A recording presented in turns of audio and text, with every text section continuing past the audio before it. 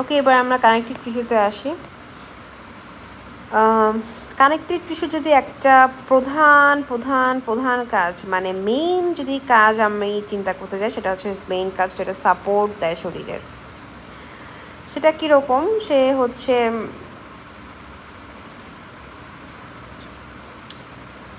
Extra cellular যে ম্যাট্রিক্সগুলো, সেগুলো অনেক বেশি পরিমাণে থাকে। দ্যাটস ওয়াই এর কিন্তু সাপোর্ট দিতে পারে, স্ট্রেংথ দিতে পারে, একটা ইলাস্টিসিটি দেয়। এক্সট্রাসেলুলার ম্যাট্রিক্স জিনিসটা কি? ধরো এখানে হচ্ছে সেলস আছে অনেকগুলা। এখন সেল যে সাবস্টেন্সটার মধ্যে থাকে সেটাকে আমি বলতে পারি ম্যাট্রিক্স।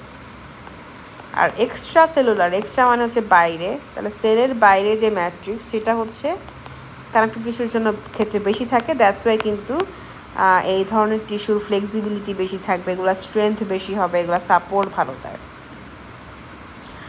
তো এটা একটা কানেকটিভ টিস্যু দেখা যাচ্ছে ছবিতে। আসো এবার আমরা দেখি কানেকটিভ টিস্যুর কী কী টাইপ আছে। ফাইব্রাস কানেকটিভ টিস্যু, যেখানে অনেক ফাইবার টাইবার থাকবে আর কি বলতে পারো। আর skeletal connective tissue. Fibrous connective tissue কিন্তু যেহেতু ফাইবার থাকবে, সেটা হচ্ছে কি ফাইবার থাকবে? ইলাস্টিক ফাইবার থাকবে।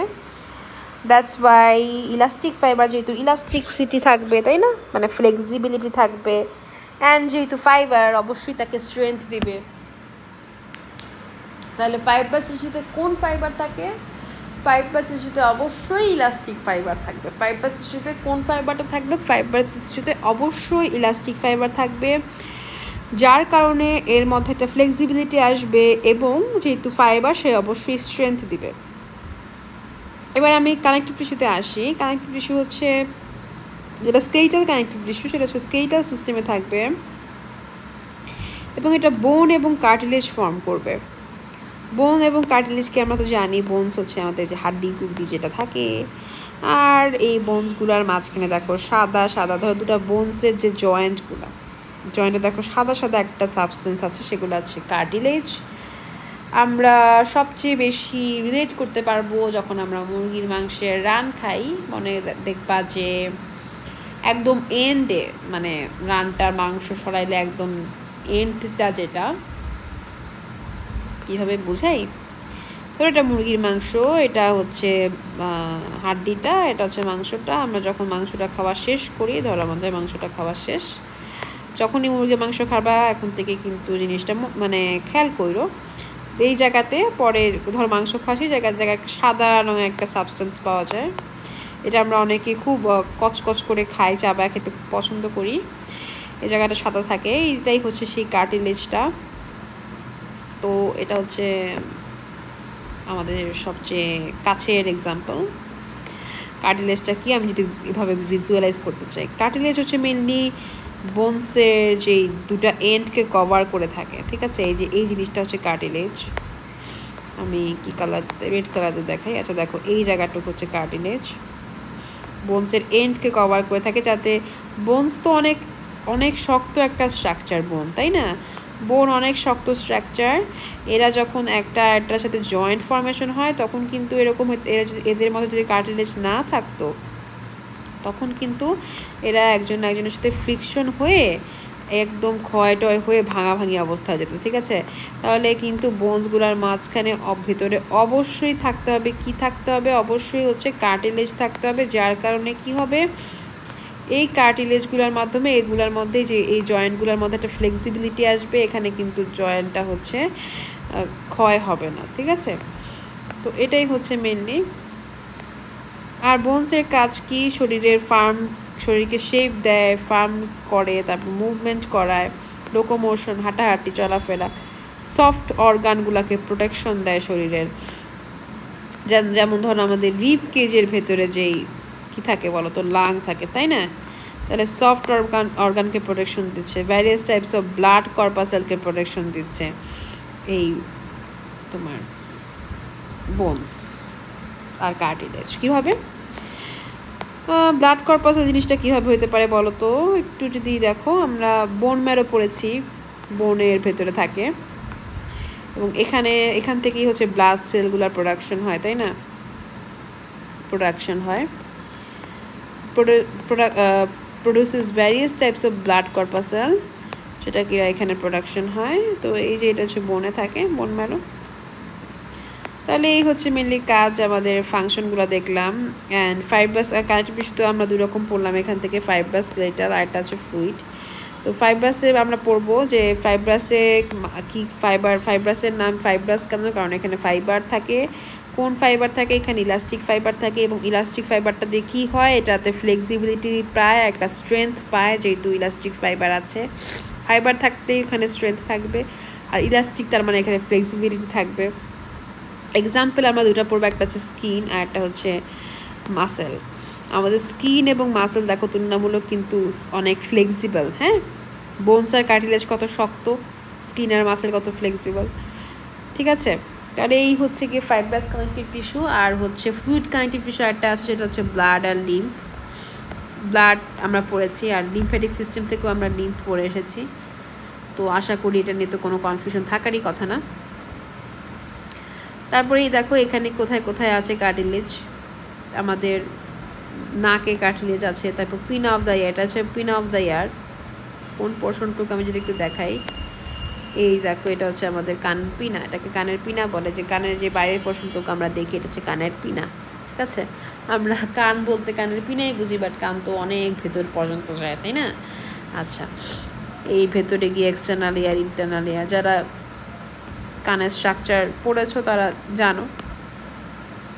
আচ্ছা দেখো, তারপরে এই যে বোনস, দেখো এটা হিউমেরাস আর ফিমার, সরি এটা হচ্ছে তোমার ফিমারের এন্ডটা, আর এখানে হচ্ছে টিবিয়া। তো এই যে হিউমেরাস ফিমারের এন্ডের মধ্যে কিন্তু এই যে কার্টিলেজগুলো থাকবে, কারণ এখানে জয়েন্ট ফরমেশন হবে। হিউমেরাস হচ্ছে পায়ের, যে এটা আমাদের হচ্ছে নি জয়েন্টটা মেনলি এখানে বেসিক্যালি দেখানো হয়েছে, এটা আমাদের নি জয়েন্টটা। এই দেখো এটা হচ্ছে প্যাটেলা, অ্যান্ড এটা হচ্ছে আমাদের নি জয়েন্ট। এখানে হচ্ছে এটার এন্ডে এই কার্টিলেজগুলো থাকবে। মানে বড় বড় হাড্ডিগুলোতে তো কিন্তু একটা জয়েন্ট ফরমেশন হয়, দ্যাটস ওয়াই কিন্তু ওই জায়গাগুলোতে হচ্ছে তোমার কার্টিলেজগুলো থাকে। বোনসটা তুলনামূলক ইনফ্লেক্সিবল, বোনসটা শক্ত বাট কার্টিলেজটা ফ্লেক্সিবল, এবং বোনটা শক্ত কারণ এখানে রিচ ইন ক্যালসিয়াম, বাট কার্টিলেজটা এরকম ফ্লেক্সিবল কারণ এখানে ক্যালসিয়াম নাই। আর বোনসে ব্লাড সাপ্লাই থাকবে, বাট কার্টিলেজে হচ্ছে কোনো ব্লাড সাপ্লাই থাকবে না। জিনিসটা অনেক অনেক অনেক ইম্পর্টেন্ট। এটা কিভাবে মনে রাখা যায় বলো তো? আচ্ছা, আমাদের তো বোনের বিভিন্ন যে তোমার আর্টারি সাপ্লাই পড়েছি, বোনসের আর্টারি সাপ্লাই, ওখান থেকে একটু বলি তোমাদেরকে, একটু যদি শুনে রাখো তাহলে মনে থাকতে পারে। দেখো, কার্টিলেজের মধ্যে কোনো ব্লাড সাপ্লাই নাই, কার্টিলেজ অনেক পাতলা। ঠিক আছে, কার্টিলেজ পাতলা, ফ্লেক্সিবল, সে আশেপাশে ডিফিউশনের মাধ্যমে আশেপাশের যেই সেলগুলো আছে সেই সেলগুলো থেকে সে নিউট্রিয়েন্টস সংগ্রহ করে বেঁচে থাকে। বাট বোন তো অনেক রিজিড, তাই না? লজিক্যালি চিন্তা করে দেখো, বোন কিন্তু তুলনামূলক অনেক রিজিড, তাহলে তার ভেতরে ঢোকা কিন্তু তার ভেতরে নিউট্রিয়েন্ট নর্মালি ঢুকতে পারবে না। তার ভেতরে নিউট্রিয়েন্ট ঢোকার জন্য অবশ্যই আর্টারি লাগবে, এবং আর্টারিগুলো দিয়ে দেখো বিভিন্ন জায়গায় এভাবে সাপ্লাই হবে, বোনসটা জুড়ে এভাবে সাপ্লাই হচ্ছে। ঠিক আছে, তাহলে আশা করি বুঝতে পেরেছো যে বোনসের ক্ষেত্রে হলো ব্লাড সাপ্লাই থাকবে, মানে আর্টারি সাপ্লাই থাকবে, বাট কার্টিলেজে কোনো ব্লাড সাপ্লাই বা আর্টারি সাপ্লাই নাই। সেটা তাহলে নিউট্রিয়েন্ট কোথা থেকে পায়? ব্লাড নিউট্রিয়েন্ট না গেলে সে নিউট্রিয়েন্ট কোথা থেকে পাবে বাঁচার জন্য? সে আশেপাশের সেল থেকে, সে যেহেতু পাতলা, আশেপাশের সেল থেকে ইজিলি হচ্ছে সে নিউট্রিয়েন্টগুলো নিয়ে বেঁচে থাকতে পারে। এবার আমরা ফ্লুইড কানেক্টিভ টিস্যুতে আসি। ফ্লুইডটা কি? Matrix of the fluid is liquid and mobile. আচ্ছা, এই ফ্লুইড কানেক্টিভ টিস্যুর যে ম্যাট্রিক্স, এটা হচ্ছে ওটা হচ্ছে একদম লিকুইড হবে, আর হচ্ছে মোবিলিটি থাকবে এটার মধ্যে। বলো তো ব্যাপারটা কি? এই যে ফ্লুইড কানেক্টিভ টিস্যুতে আমরা পড়েছিলাম তো ব্লাডের কম্পোনেন্ট পড়ে এসেছি। ব্লাডের মধ্যে কি 95% ওয়াটার থাকে, এবং বাকিগুলো হচ্ছে কিছু সেলস থাকে, তাই না? ধরো এটা আরবিসি। তাহলে দেখো এটাকেই বলেছে যে প্লাজমাটা থাকে সেটাকে ওরা ম্যাট্রিক্স বলেছে, যেটা কিনা ফ্লুইড থাকবে, এবং এটা মোবাইল। দেখো এগুলো কিন্তু চলাচল করছে প্লাজমাগুলো, ব্লাডের ট্রান্সপোর্ট অফ অর্গানিজম থেকে আমরা ব্লাডের কম্পোনেন্টস এবং পুরাপুরি ব্লাডের যে ফ্লুইড, এগুলো সব পড়ে এসেছি। তো আশা করি ওগুলো নিয়ে আর কোনো সমস্যা হবে না তোমাদের। আচ্ছা দেখো, অর্গানিক কলয়েডস আর soluble in the matrix. Organic colloids আর soluble in the matrix. Organic colloids বলতে বোঝানো হয়েছে যে hydrophilic properties allowing to interact with water and molecule, that's why this solid. Organic কলয়েডসগুলার একটু হাইড্রোফিলিক, হাইড্রো মানে হচ্ছে পানি আর ফিলিক মানে পানির প্রতি ভালোবাসা আছে। তো কলয়েড সাবস্টেন্সের কিন্তু পানির প্রতি একটা ভালোবাসা আছে। কলয়েড সাবস্টেন্স যেগুলো হাইড্রোফিলিক তাদের কিন্তু পানির প্রতি ভালোবাসা আছে, তারা কিন্তু ওয়াটারের সাথে ইন্টারেক্ট করে, এবং যেহেতু হাইড্রোফিলিক তাহলে পানিকে ভালোবাসে, তাহলে পানির সাথে ইন্টারেক্ট করে এবং পানি দিয়ে তারা হচ্ছে এইভাবে দেখো ফ্লো করে যাচ্ছে, তাহলে এইভাবে হচ্ছে ওরা সলিউবল হচ্ছে। তারপর দেখো এই যে এটা কি, এটা হচ্ছে আমাদের লিম্ফটা। দেখো আমরা লিম্ফ পড়েছিলাম, এটা ছিল আমাদের আর্টারি, এই হচ্ছিল আমাদের ভেইন, আর্টারি ভেইন, আর এখানে মাঝখানে ছিল আমাদের ক্যাপিলারি। এই যে আর্টারি, এই যে ভেইন, এই যে হচ্ছে ক্যাপিলারি। এখন কিছু কিছু সাবস্টেন্স আছে যেগুলো কিনা ক্যাপিলারিতে যাইতে পারে না, তারা অনেক বড় বড় সাবস্টেন্স, যেমন প্রোটিন মলিকিউল হতে পারে, তারা হচ্ছে এই বাইপাস করে আর্টারি থেকে ভেইনে যায়। এই বাইপাসটাই হচ্ছে আমরা বলেছিলাম এটা হচ্ছে লিম্ফ্যাটিক সিস্টেম বা লিম্ফ্যাটিক সিস্টেমের এটা পার্ট, বাইপাসটাই। তো এই যে বাইপাস করে যে সাবস্টেন্সগুলো যাবে সেগুলো কি আমরা লিম্ফ বলবো। এবং এটা যেহেতু দেখো এটা কিন্তু বাইরে চলে আসছে, কোষিক ক্যাপিলারি থেকে বাইরে চলে আসছে, এবং এটা যেখানে সেলসগুলো আছে এই সেলগুলার মাঝে মাঝে অবস্থান করছে, তাহলে stored in intercellular spaces of the human body. Lymph হচ্ছে yellow colour and slightly alkaline liquid, যেটা কিনা stored in intercellular space of the human body. Okay, তো এটা হচ্ছে লিম্ফ। এটা লিম্ফের মধ্যে কি থাকে, আমার লিম্ফোসাইট সেল থাকে বা লিম্ফয়েড সেল থাকে, এই তো। তো এটা হচ্ছে যে পুরা বডিতে যে লিম্ফ্যাটিক ডাক্টগুলো, এটা হচ্ছে লিম্ফ্যাটিক সিস্টেম আসলে, যে সিস্টেম দিয়ে লিম্ফগুলো চলাফেরা করে। তো এই যে বিভিন্ন লিম্ফ্যাটিক ডাক্ট আছে, অনেক স্কিন আছে যেখানে গিয়ে লিম্ফ্যাটিক সিস্টেমের অনেক ফিল্ট্রেশন হচ্ছে, থাইমাস আছে, এই তো লিম্ফ নোড আছে, এগুলো সব হচ্ছে লিম্ফ্যাটিক সিস্টেমের পার্ট। তো জার্ম লেয়ার কি জিনিসটা, এটা দেখো আমাদের যে যখন এমব্রায়ো ফর্মেশন হয় তখন জাইগোট থেকে আলটিমেটলি তিনটা, ধরো ইজি করে আঁকি, তোমাদের বাচ্চা মানুষ যেহেতু, তিনটা লেয়ার ধরো আসলো, এটা হচ্ছে একটোডার্ম, এন্ডোডার্ম আর মেসোডার্ম। এমব্রায়ো যখন আমাদের জাইগোট থেকে যখন এমব্রায়ো ফর্মেশন হয়, তো এমব্রায়োর তো তিনটা লেয়ার থাকবে, একটা একটোডার্ম, এন্ডোডার্ম, মেসোডার্ম। একটোটা বাইরে, মেসোডার্ম মাঝখানে, আর একটোটা হচ্ছে সবচেয়ে ভেতরে। তো এই যে এই লেয়ারগুলো থেকে আলটিমেটলি পরে বিভিন্ন ধরনের স্ট্রাকচার ফর্মেশন হবে, ঠিক আছে। যেমন একটোডার্ম থেকে এই যে বাইরে একদম এমব্রায়োর যে বাইরের লেয়ারটা, এখান থেকে ফর্মেশন হবে স্কিন আর নার্ভাস টিস্যু। এটা স্কিনটা মনে রাখা ইজি, কারণ কি স্কিনও বাইরে থাকে, একটোডার্মও বাইরে থাকে।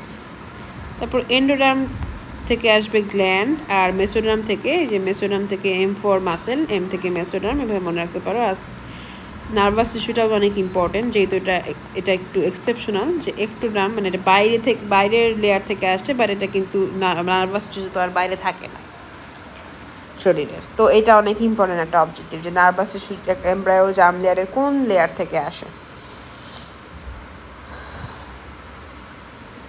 ওকে, এবার আমরা মাসকুলার টিস্যুতে আসি। এটা কীরকম?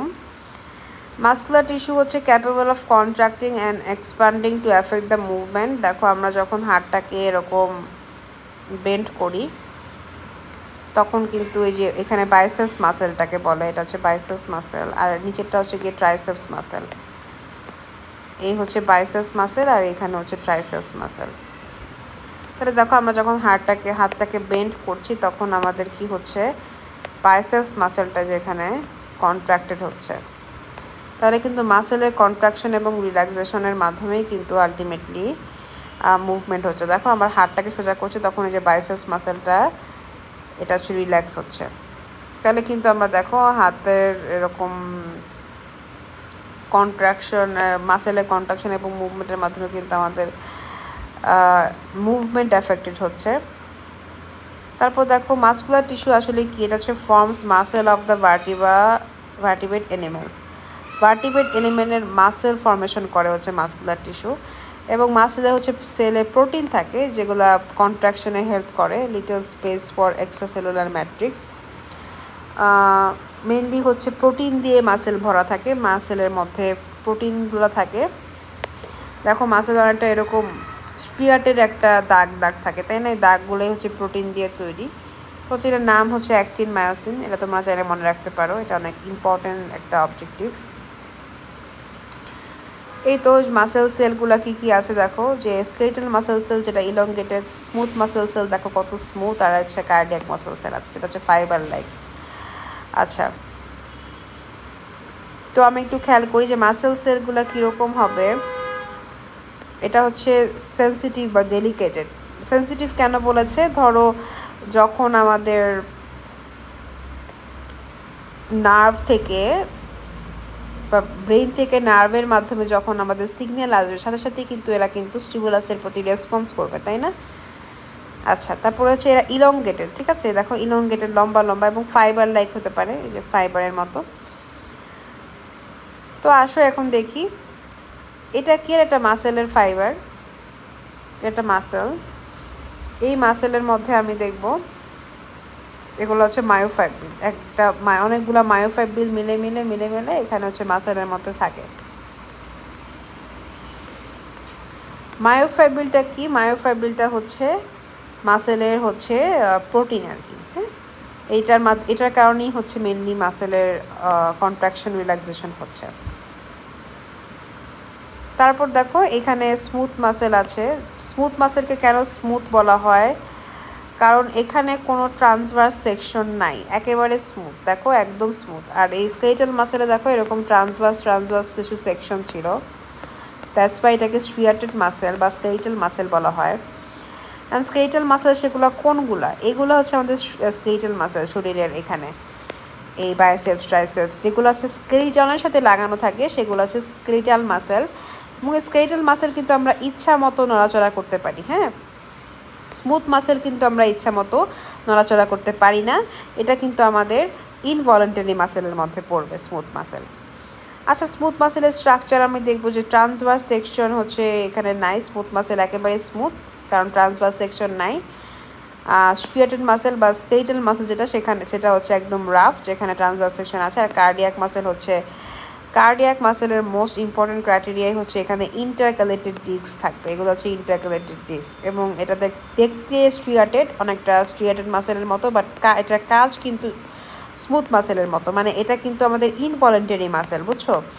কার্ডিয়াক টিস্যু কিন্তু আমাদের ইচ্ছা অনুযায়ী কাজ করে না, তাই না? তার নির্দিষ্ট একটা রিদম আছে, এই অনুযায়ী সে সবসময় বিট করে। Smooth muscle of the vessel, এটা হচ্ছে কন্ট্রাকশন রিল্যাক্সেশন হয়, take part in internal circulation. Smooth muscle কিন্তু ইন্টারনাল সার্কুলেশনে কাজ করে কিভাবে, এই যে আমাদের ভেসেল মানে কি, আর্টারি অথবা ভেইন। এই আর্টারি অথবা ভেইনের এখানে থাকবে হচ্ছে মাসেলের লেয়ার। এই মাসেলের যখন ধরো এই মাসেলটার রিল্যাক্সেশন হইল, তখন দেখো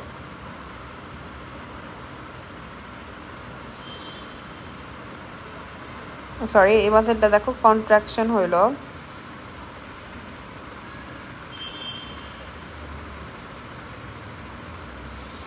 কন্ট্রাক্ট হয়ে লুমেনটাকে ছোট করে দিল, ঠিক আছে?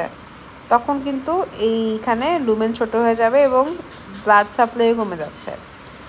আবার এখানে দেখো মাসেলটা রিল্যাক্স হয়ে লুমেনটাকে ডায়ালেট করে দিল, তখন কি ভেসো ডায়ালেশন হচ্ছে, তখন কি হচ্ছে ইজিলি অনেক বেশি পরিমাণে ব্লাড পাস করতেছে। তাহলে দেখো ব্লাড পাস করার ব্যাপারটা বা সার্কুলেশনের ব্যাপারটা কিন্তু স্মুথ মাসেল অনেকটাই হ্যান্ডেল করছে। ভেসেল বা আর্টারি বা ভেনের চারপাশে যে স্মুথ মাসেল আছে সেটা কিন্তু ছোট বড় হয়ে সার্কুলেশনটাকে কন্ট্রোল করছে।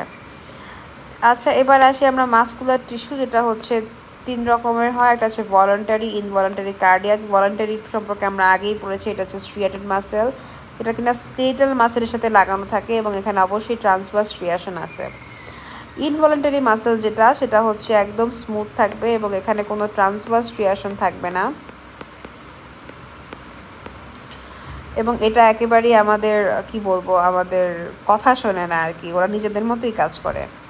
কার্ডিয়াক মাসেলটার কথা যদি একটু বলতে চাই, এটা হচ্ছে ব্রাঞ্চ থাকবে, কন্ট্রাক্ট এবং রিল্যাক্সেশন, একটা রিদমিক কন্ট্রাকশন রিল্যাক্সেশন সারাক্ষণ হতে থাকবে। একটা হার্ট কিন্তু তার নিজস্ব গতিতে, তাই না? আমাদের ভ্রূণের বয়স যখন 3 সপ্তাহ বছর, হ্যাঁ, বা এমব্রায়োর বয়স যখন 3 সপ্তাহ, তখন থেকে হার্ট বিট করা শুরু হয়েছে এবং ক্রমাগত এখনও সে বিট করেই যাচ্ছে। একটা রিদমিক কন্ট্রাকশন তার মধ্যে আছেই, একটা রিদম আছে হার্টে, তাই না? Cardiac muscle control circulation of the blood, তাই না? হার্ট যদি জোরে পাম্প করে, মানে হার্টের মাসেল যদি জোরে কন্ট্রাক্ট হয়, তাহলে কিন্তু পুরা বডিতে অনেক একটা হাই প্রেশারে ব্লাড সাপ্লাই হচ্ছে। আবার যখন দেখি যে হার্টটা অনেক আস্তে আস্তে বিট করতেছে, তখন কিন্তু পুরা বডিতে ব্লাডের প্রেশারটা কমে যাচ্ছে এবং সার্কুলেশনটা কিন্তু সার্কুলেশনের প্রেশার কমে যাচ্ছে। তাহলে ব্লাডের সার্কুলেশন কিন্তু একদম পুরা কার্ডিয়াক মাসেলের উপর ডিপেন্ড করছে। তো এই হচ্ছে আমাদের মাসেল টিস্যু সম্পর্কে যাবতীয় যে যা যা আছে। আমি একটা সুন্দর ছক করেছি যাতে হচ্ছে এখান থেকে পার্থক্য ইজিলি বোঝা যায়। কার্ডিয়াক মাসেলটা ব্রাঞ্চ থাকবে, আমি ছবি দেখেই বুঝতে পারতেছি। স্মুথ মাসেলে খুব একটা ব্রাঞ্চ থাকবে না, স্কেলিটাল মাসেল আনব্রাঞ্চ থাকবে। দেখো কার্ডিয়াক মাসেল সিলিন্ড্রিকাল শেপ থাকে, আমি জাস্ট ছবি দেখে দেখে আমরা পড়বো, আর কিচ্ছু না। স্মুথ মাসেল স্পিন্ডল শেপ থাকবে, স্কেলিটাল মাসেল টিউবে থাকবে। এই ছবিগুলো জাস্ট তুমি একটু মনে রাখার ট্রাই করবা, that will be enough for you. তারপর দেখো ট্রান্সভার্স সেকশন থাকবে এখানে, স্ট্রিয়াটেড অ্যাপিয়ারেন্স। কার্ডিয়াক মাসেল কিন্তু দেখতে স্ট্রিয়াটেড, দেখতে হচ্ছে স্কেলিটাল মাসেলের মতো, বাট কাজটা হচ্ছে স্মুথ মাসেলের মতো ইনভলেন্টারি। স্মুথ মাসেলকে কেন স্মুথ বলা হয়? কারণ এখানে দেখতে আসলে স্মুথনেস আছে এর মধ্যে, দেখো যেটা কোনো ট্রান্সভার্স ক্রিয়েশন নাই, বা স্কেলিটাল মাসেল একটা ট্রান্সভার্স ক্রিয়েশন আছে। তারপর কার্ডিয়াক মাসেলে হচ্ছে নিউক্লিয়াস থাকবে, যেখানে হচ্ছে ইউনিনিউক্লিয়াস, তো মানে একটা নিউক্লিয়াস থাকতে পারে, দুটা নিউক্লিয়াস থাকতে পারে, ঠিক আছে? আর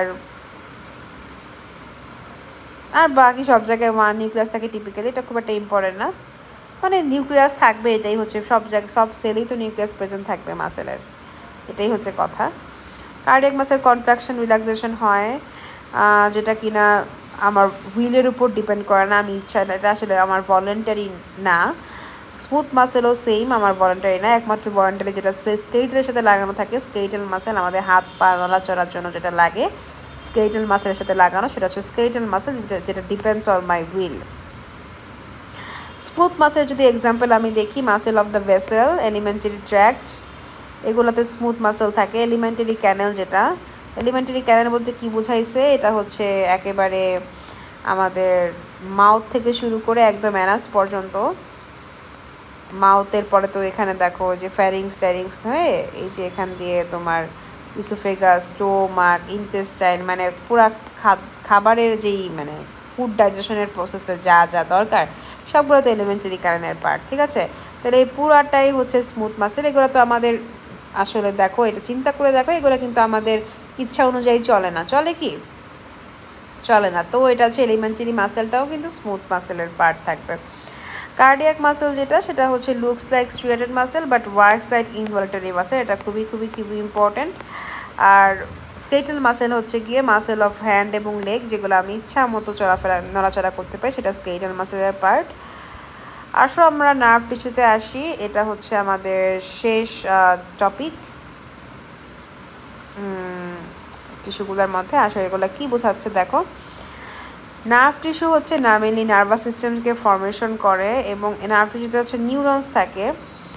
এই দেখো এগুলো হচ্ছে একটা নিউরন, এটা একটা নিউরন হচ্ছে স্টিমুলি রিসিভ করে, যেমন হিট, টাচ, প্রেশার এগুলা, এবং এই স্টিমুলিটাকে ব্রেনে ট্রান্সপোর্ট করে অথবা স্পাইনাল করে ট্রান্সপোর্ট করে।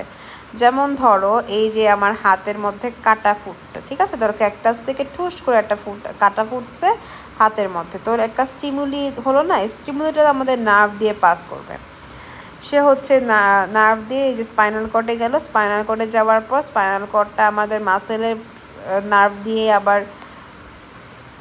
সংকেত পাঠাইলো যে হাড়টা সরাই নিতে হবে, তখন কিন্তু আমাদের নার্ভ টিস্যু স্টিমুলাসটাকে রিসিভ করে হাড়টাকে সরাই দিচ্ছে, তাহলে অ্যাপ্রোপ্রিয়েট একটা রেসপন্স করতেছে। তাহলে একটা স্টিমুলি স্টিমুলেটেড অ্যাপ্রোপ্রিয়েট রেসপন্স হচ্ছে nerve tissue receive stimulus and send it to brain to respond it to brain and respond to it, ঠিক আছে।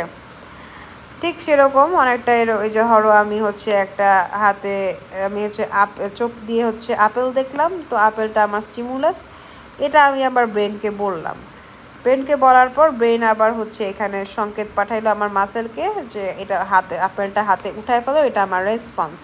তাহলে এই যে আমার স্টিমুলাস, এই স্টিমুলাসের প্রতি আমার রেসপন্স হচ্ছে, এবং এটা পুরোটাই কাজ করছে একটা নার্ভ টিস্যুর মাধ্যমে। দেখো এগুলোই হচ্ছে সেই নার্ভ টিস্যু, এই নার্ভ টিস্যুর মাধ্যমে কাজ হচ্ছে, এটাকেই বলা হয়ে থাকে হচ্ছে গিয়ে তোমার নার্ভগুলা এরা। তো এরা সব হচ্ছে নিউরন দিয়ে তৈরি হয়। আমি যদি একটু দেখাই কোন পোর্শনটুক হচ্ছে নিউরন, এখানে আমি একটু জুম করে দেখো, এটা হচ্ছে একটা নিউরন, এই হচ্ছে আরেকটা নিউরন, আবার দেখো এখানে আরেকটা নিউরন, এখানে আরেকটা নিউরন, আর এই যে নিউরনগুলোর মাঝে যেই জায়গাটুক যেখানে তাদের জয়েন্ট হয়েছে নিউরনগুলা, ধরো এই পোর্শনটুককে বলা হয়ে থাকে সিন্যাপস। কি বলা হয়ে থাকে? সিন্যাপস। সিন্যাপস হচ্ছে নিউরনগুলো এখানে জয়েন্ট হয়, এবং এখানে নিউরনগুলো হচ্ছে এক নিউরন থেকে অন্য নিউরনের স্টিমুলিগুলা এখানে হচ্ছে ট্রান্সপোর্ট হচ্ছে। ধরো এই যে এই নিউরনটা, এখানে যে স্টিমুলাসটা আছে এটা প্রথমে তো এই নিউরনকে পাঠানো হলো, এই নিউরনটা সে পরের নিউরনকে পাঠাবে, পরের নিউরন থেকে সেটা ব্রেইনে যাবে, ব্রেইন থেকে আলটিমেটলি এর পরের নিউরনে সেটা যাবে, যাওয়ার পরে এখানে যাবে, ব্রেইনের যেই নির্দেশটা সেটা পরবর্তী নিউরনে যাবে, ডিসিশনটা এই পরের নিউরনে গিয়ে এই মাসেলকে গিয়ে বলছে। তাহলে এই যে নিউরন নিউরন নিউরন নিউরন মিলে যে নার্ভ টিস্যু ফর্মেশন আছে, নার্ভ হচ্ছে মেড অফ নিউরন, যেটা কিনা কানেকটিভ টিস্যু, এবং এই আর কি। এবং নার্ভ কিন্তু কিছু নার্ভের বেঁচে থাকার জন্য ব্লাড সাপ্লাই লাগে, তো ব্লাড ভেসেলও থাকবে, এই তো। তাহলে দেখো আমরা যে এতগুলো কানেকটিভ টিস্যু পড়লাম, এটার মেইন উদ্দেশ্য কি, কানেক্ট কেন বলা এটাকে? দেখো এই যে কানেকটিভ টিস্যু বলার সার্থকতা বা কানেক্ট শব্দটার যেই সার্থকতা, আমরা কিন্তু এটার মাথায় বুঝতে পারছি। দেখো যে স্টিমুলাস আর রেসপন্সের মধ্যে যে কানেকশন, হ্যাঁ, এই কানেকশন ফর্মেশন করার কাজগুলো হচ্ছে কানেকটিভ টিস্যুরই কাজ, ঠিক আছে, এই আর কি। তারপর দেখো এই যে আমি একটা নিউরনের আসলে কি বলবো পার্টস, এগুলো অনেক ইম্পর্টেন্ট। নিউরন কী দিয়ে তৈরি, সারা জীবন কাজে লাগবে। আচ্ছা দেখো এখানে হচ্ছে তোমার এই যে সেল বডি থেকে আসছে, সেল বডি থেকে এটা হচ্ছে মেনলি সেল বডি, বাকিগুলা হচ্ছে গিয়ে নিউরনাল প্রসেস মানে কি, মেইন বডি থেকে যেই প্রজেকশনগুলো বের হয় বা যে অংশগুলো বাইরে বেরোচ্ছে সেগুলোকে আমরা মেনলি হচ্ছে প্রসেস বলি। তো এটাকে আমরা বলতে পারি নিউরাইট, কি বলতে পারি, নিউরাইট বা হচ্ছে তোমার নিউরনাল প্রসেস। তো এগুলো হচ্ছে মেনলি দুই রকমের, সেল বডি তো গেল, তো নিউরনাল প্রসেস যেটা সে দুই রকমের, একটা হচ্ছে অ্যাক্সন আর ডেনড্রাইট। তো যেটা হচ্ছে অ্যাক্সন সেটা হচ্ছে একজন, মানে বলতে পারো অ্যাক্সন যেটা সেটা হচ্ছে একটা থাকবে, আর ডেনড্রাইটগুলা সেগুলা হচ্ছে চারপাশে অনেকগুলা থাকবে, এই যেগুলো হচ্ছে ডেনড্রাইট। এই হচ্ছে অ্যাক্সন, আর এই হচ্ছে চারপাশে অনেকগুলা করে থাকবে, সেগুলো হচ্ছে ডেনড্রাইট। তাহলে দেখো সেল বডি আর হচ্ছে নিউরন বা নিউরনাল প্রসেস হচ্ছে অ্যাক্সন আর ডেনড্রাইট। সেল বডি আমার কী কী রকমের আছে, পনিকোদান হতে পারে, পনিকোদান হয় এবং হচ্ছে নিউক্লিয়েটেড হয় সেল বডি। দেখো সেল বডিতে এই যে দেখো নিউক্লিয়াস আছে, তো এই যে সাইটোপ্লাজমে সেল অর্গানেলস প্রেজেন্ট থাকবে, like mitochondria, ribosome, Golgi body, endoplasmic reticulum. এটার এই যে সেল বডি সাইটোপ্লাজম এগুলোর প্রেজেন্ট থাকবে, এটা তো সেলই তাই না, সেলের একটা ইউক্যারিওটিক সেল তাই না। তো এখানে সমস্ত অর্গানিজম প্রেজেন্ট থাকবে, কোনো অ্যাক্টিভ সেন্ট্রিওল প্রেজেন্ট থাকবে না, এই কারণে নিউরন সেল কখনো ডিভাইড হয় না। নিউরন সেল ডিভাইড হলে কি সমস্যা বলো তো, নিউরন সেল ডিভাইড হয়ে নতুন নতুন সেল ফর্মেশন হয়ে গেলে কিন্তু আগের সেলগুলো যদি মারা যায় তাহলে আমাদের কিন্তু মেমোরি ডিলিট হয়ে যাবে, ঠিক আছে? দ্যাটস ওয়াই নিউরন সেলগুলো কখনো ডিভাইড হয় না। আর ডিভাইড হওয়ার জন্য যে সেন্ট্রিওল দরকার হয় সেই সেন্ট্রিওলটাও এতে থাকে না। Very interesting. ওকে, এবার আমরা দেখি যে এই তো ডেনড্রনের কথা বললাম, ডেনড্রাইটের কথা বলি। দেখো যে সেল বডি থেকে যে আসে, এখানে একটা, এটা হচ্ছে ডেনড্রন, আর এই দুটো যে ব্রাঞ্চ এটা হচ্ছে ডেনড্রাইট। ডেনড্রাইট হচ্ছে more than 1 in number. Long nerve fibre from the body, এটা হচ্ছে একজন, যেটা বললাম যেটা একজন সেটা একজন, মানে একটা যে বড় ফাইবারটা আসে সেটা হচ্ছে একজন। এই তো একটা নিউরনের একজনের সাথে আরেকটা নিউরনের ডেনড্রাইট এভাবে ব্রিজ ফর্মেশন করে। Bridge formation between union of একজন of one neuron with dendrite of another neuron, এটাকেই বলা থাকে সিনাপস। এই যে এই জায়গাটুককে আমরা বলে থাকবো সিনাপস। তো synaptic transmission through synapse, nerve stimuli from one neuron to another neuron is transmitted যে একজন আর হচ্ছে ডেনড্রাইট, এগুলো আমাদের সিনাপস থাকে, এর মাধ্যমে হচ্ছে গিয়ে ট্রান্সমিশন হয়, নিউরো ট্রান্সমিটারের মাধ্যমে ট্রান্সমিশন হয়। দেখো সিনাপসের মাধ্যমে যে স্টিমুলিগুলো একটা থেকে একটাতে ট্রান্সমিশন হচ্ছে, এটা হচ্ছে synaptic transmission. In higher animal nerve tissue stores memory, control work of different organs of the body and coordination among them. এবং এগুলো কে করে? এগুলো হচ্ছে ব্রেইন, এবং ব্রেইনও কিন্তু মেনলি নিউরন দিয়ে তৈরি, ঠিক আছে? তাহলে এই ছিল মোটামুটি। ধন্যবাদ।